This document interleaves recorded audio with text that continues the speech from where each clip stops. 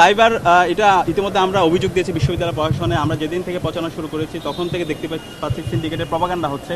আমাদের একজন নারী প্রার্থী সাবিকুন নাহার তামান্না, তার ছবি বিকৃত করা হয়েছিল। ফাতিমা তাসনিম জুমা, উম্মে সালমা, এরপর হচ্ছে আফসান আক্তার সহ আমাদের প্রত্যেকের বিরুদ্ধে ক্রমাগত বিষোদ্গার হচ্ছে।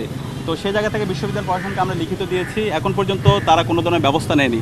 তো সেই জায়গায় আমরা উদ্বিগ্ন এবং বিশ্ববিদ্যালয় প্রশাসন তাদের অপেশাদারিত্ব আচরণ এখন পর্যন্ত আমরা দেখতে পাচ্ছি।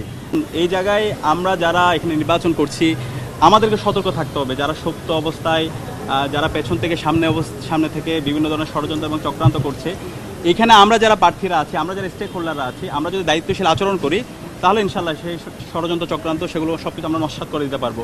কারণ আমরা এখানে যারা আছে সবাই জুলাইয়ের প্রজন্ম, জুলাইয়ে খুনি হাসিনাকে আমরা হটাইছি। সুতরাং পরবর্তীতে যারা হাসিনার এজেন্ডা এখানে বাস্তবায়ন করতে চাইবে, যারা ষড়যন্ত্র করতে চাইবে, তাদের পরিণতি হাসিনার চাইতে খারাপ হবে।